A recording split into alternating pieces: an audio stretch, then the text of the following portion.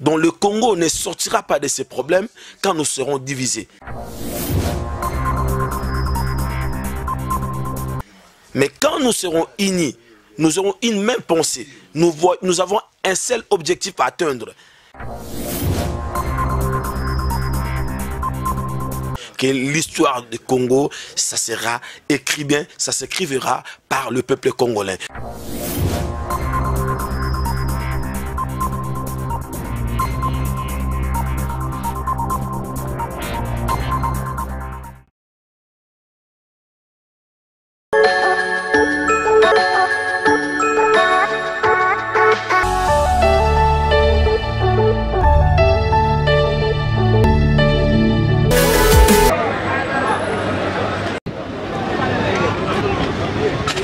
Bonjour à tous, bonjour à toutes. Nous sommes heureux de vous retrouver parmi nos fidèles téléspectateurs aujourd'hui.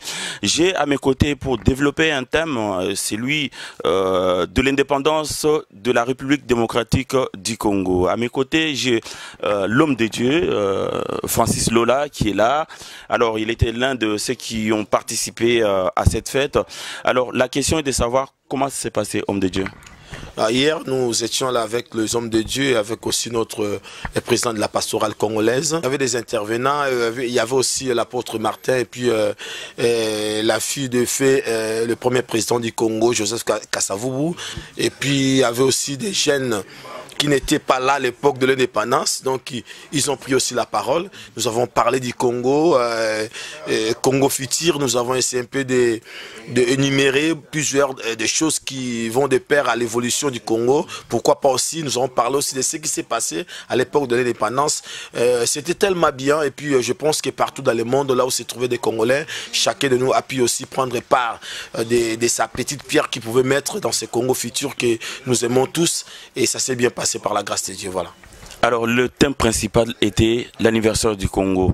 Est-ce qu'à cet anniversaire, on avait associé toute la pastorale européenne? Oui, bien sûr, il y avait tous les pasteurs. Il n'y avait pas simplement des pasteurs qui sont en train d'œuvrer ici en France. Il y avait aussi des pasteurs qui sont venus d'Allemagne, donc l'apôtre Martin, et il est venu avec son équipe, et des gens qui sont venus de la Belgique. Donc c'était vraiment une fête de la diaspora, donc partout là où se trouvaient des Congolais. Mais ça s'est passé ici en France, précisément à Paris. Mais à Kinshasa, par contre, on n'a pas fêté. Pourquoi fêter en Europe, dans la diaspora, alors qu'à Kinshasa même, au cœur de l'indépendance, on n'a pas vu les gens fêter et ça n'a pas été à l'ordre du jour. Il y a plusieurs manières de faire une fête. Une fête est définie là où les gens sont en train de se réjouir. Donc je pense que dans la méditation, on peut aussi fêter. Fêter ne veut pas dire simplement danser, crier, puis non. À Kin aussi, je pense que le président de la République a recommandé aux gens de garder leur calme, de faire la méditation, suite aussi à son état de santé qui n'était pas bien. Donc pour moi, de finir une fête, c'est pas simplement quand les gens sont de danser ou bien de chanter, mais dans la méditation, on peut aussi faire la fête. Donc c'est une date où chaque Congolais, là où il se trouve, il pense aussi à des personnes qui se sont sacrifiées, des martyrs de l'indépendance, des personnes qui ont accepté de donner leur vie pour que nous soyons libres aujourd'hui. Ça peut se fêter, ça peut se faire aussi d'une manière de chanter, de louer, ça peut se faire d'une manière aussi de la méditation, de penser à ces gens-là, qu'il y avait des personnes qui nous ont précédés, qui ont accepté de mourir pour le Congo, de se sacrifier, et puis faire aussi un peu de bilan depuis l'année 60 jusqu'à aujourd'hui. Est-ce que nous avançons? Est-ce qu'il y a l'évolution? Dans quel domaine que nous devons aussi réparer certaines choses, réconcilier le peuple congolais, de comprendre aussi est-ce que l'indépendance que nous avons réussi, nous sommes réellement libres ou bien il y a aussi cette liberté qui est limitée par rapport à la manière de l'évolution de l'émergence du Congo. Ben, ce ne serait pas une façon pour vous, pasteur, de participer à la vie politique du Congo, tel est le cas actuellement pour le prêtre?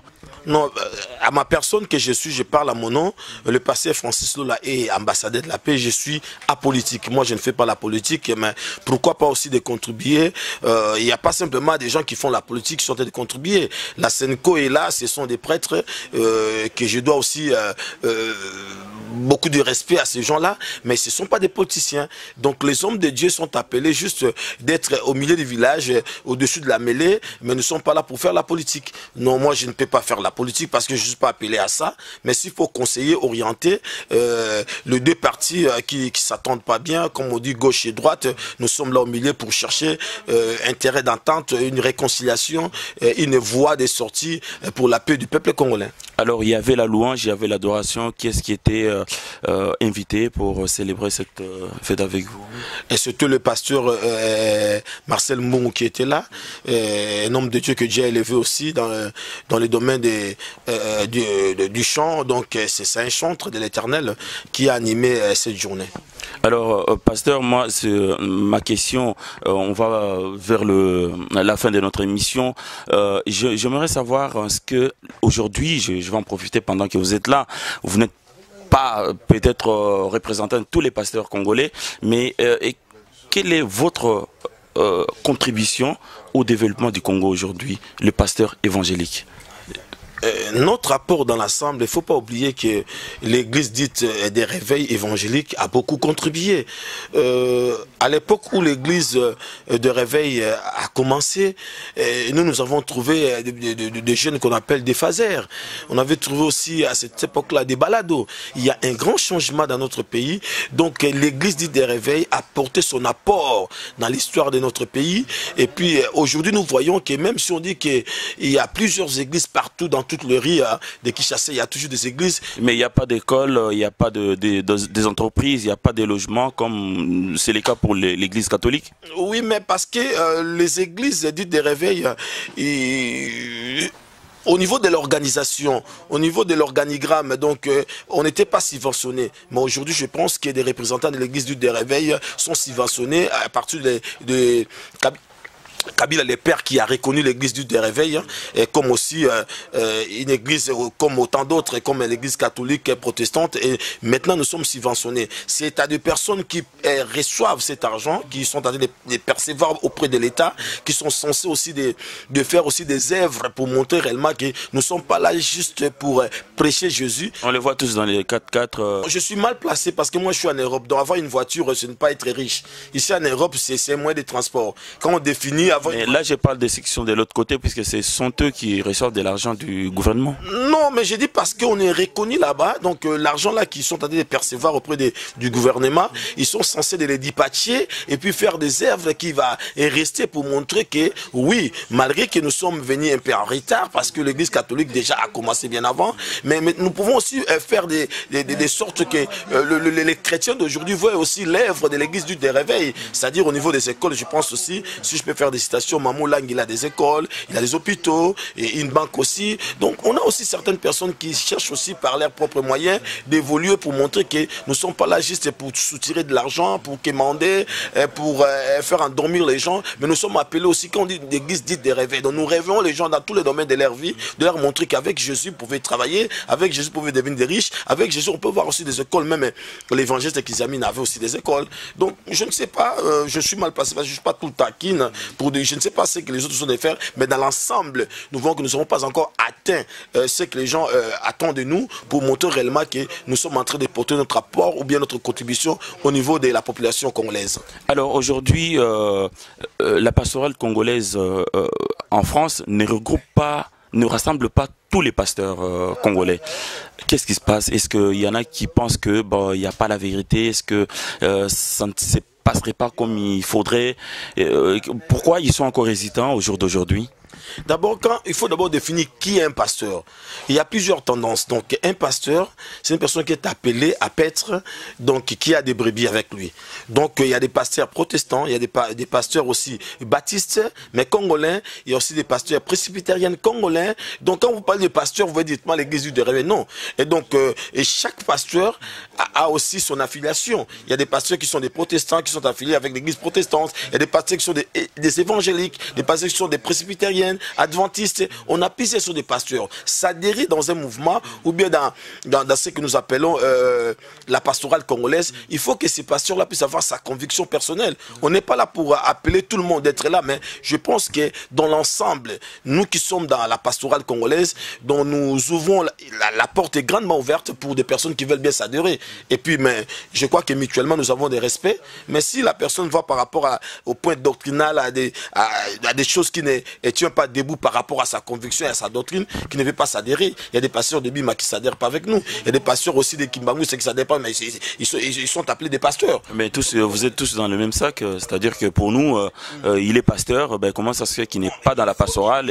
Il faut qu'il y ait cette intelligence au niveau du peuple congolais, de savoir comment définir qui est un pasteur. Est-ce qu'il y a des pasteurs qui sont des pasteurs de Bima, des pasteurs de Kimbanguiste? Ce sont des révérends pasteurs qui ont aussi une connaissance de la manière d'interpréter la parole de Dieu. Mais nous ne sommes pas tous appelés d'avoir une même vision. Alors, pasteur, je crois que pour l'instant, je pense qu'on va s'arrêter là. Ça ne sera pas la dernière fois pour moi de vous rencontrer. Est-ce que vous auriez un mot de la fin pour ceux qui vont nous regarder? Merci. Et je dirais simplement au peuple congolais, nous prions pour le Congo. Il y a les gens qui disent que les pasteurs ne prient pas assez. Donc la prière, c'est autre chose. La foi, c'est un mouvement à triple dimension. Donc les réveils, le changement du Congo, chaque Congolais, là où il se trouve, chrétien ou pas, nous sommes appelés de mettre la main dans la pâte. Donc nous sommes appelés d'asseoir tout autour d'une table pour discuter. Donc le Congo ne sortira pas de ces problèmes quand nous serons divisés. Mais quand nous serons unis, nous aurons une même pensée. Nous avons un seul objectif à atteindre.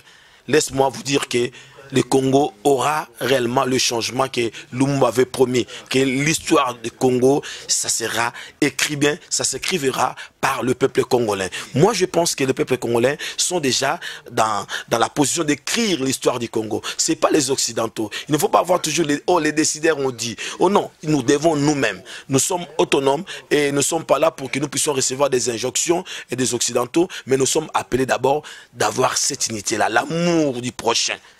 Tolinga na ba congolais. Et ça tika congolais sali mabe, mundela sali malam, to tika na makambwana. Ce n'est pas quand tu vois que c'est noir, toi tu dis rouge parce que tu n'aimes pas la personne. Si même une personne qui veut bien donner sa contribution, sa part, sa pierre pour le Congo, même si cette personne est Moulouba, soutenez-le. Même s'il est Mungala, soutenez-le si c'est Moussouaïli. Ce n'est pas parce que toi tu es Moulouba, Moussouaïli veut faire quelque chose qui est bien, tu dis oh, non, parce qu'il y a Moussouaïli Rolinga été. Mais non, c'est ça qui bloque l'avancement et la solution de notre pays. Donc nous sommes devenus des personnes qui sont des, comment on appelle ça, des sectaires. Donc, oh non, na Mukongo, oh Batamwana Semi, na Muluba, Batachisekedi, Naza, Moussoaïli, Mutaboye, ya Cameroun. Non, nous voulons l'unité. L'unité. J'aime ce qu'une personne avait dit, malgré que beaucoup de gens ne seront pas en accord avec moi, mais je vais sauter. J'aime ce qu'on dit, Tatabo, Ekolobo, mais sauf Parti Beau. Mais il y avait des choses qui étaient bien quand même.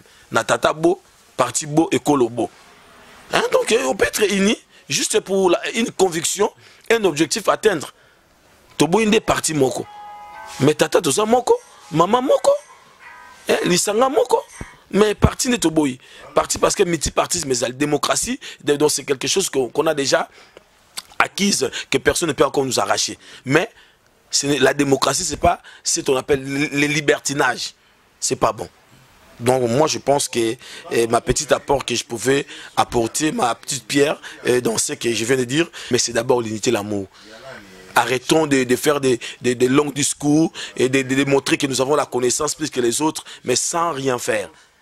Que Dieu nous bénisse. Je pense que l'avenir du Congo sera toujours meilleur. Et puis même si nous n'allons pas les voir, mais nos enfants, nos petits-enfants verront réellement que le Congo a été béni, pas par un homme, mais par Dieu lui-même. Parce que ce qui se passe dans notre pays, des matières que nous avons, c'est nul par ailleurs. Que Dieu vous bénisse.